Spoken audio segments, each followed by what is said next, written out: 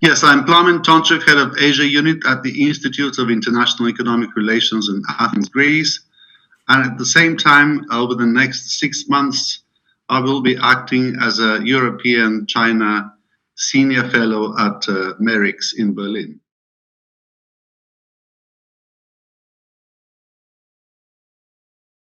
I think we may have to start from the very notion of connectivity, which is much broader than just transport and travel. It also includes institutional arrangements, such as long-standing trade and investment agreements, people-to-people contacts, digital connectivity, etc.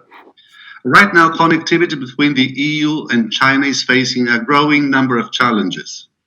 And this should not be attributed exclusively to the COVID-19 outbreak. In fact, deterioration was underway even before that.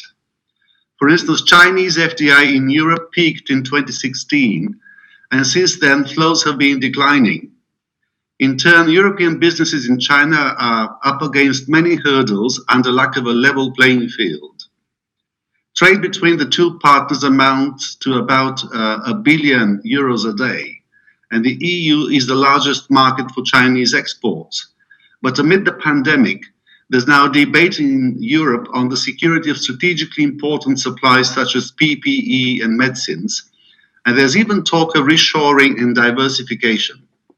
In other words, there's a shift from a focus on connectivity to the risks of excessive dependence in China, both as a source of goods and services and a market for European exports. Because of COVID-19, certainly affect people-to-people exchange, with many thousands of Europeans and Chinese citizens unable to travel back and forth. 5G is turning into a contentious topic as well, with data protection becoming an increasingly important aspect of digital connectivity. As a result of all these challenges, I think that EU-China connectivity is likely to be somewhat curtailed further down the road, in the short run at least.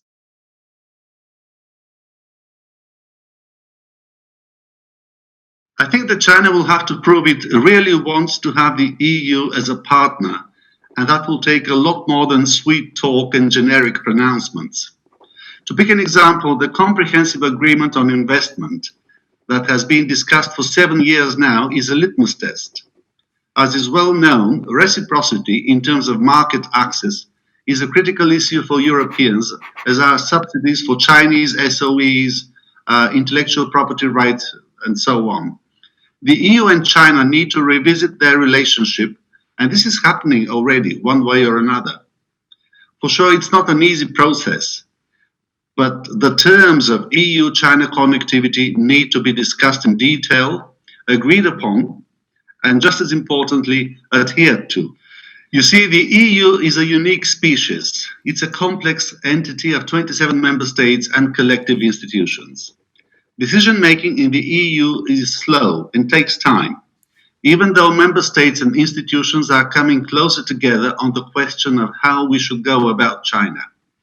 In a way, it's much easier for the Chinese leadership to grapple with contentious issues in EU-China connectivity, provided there's genuine political will. China is charting its course ahead. In fact, not just over the next few years, to be reflected in the 14th five-year plan, but all the way to 2035 and beyond. No doubt we Europeans have a lot of homework to do ourselves, but China's leadership will be called upon to incorporate the prerequisites for meaningful and sustainable EU-China connectivity into its long-term vision.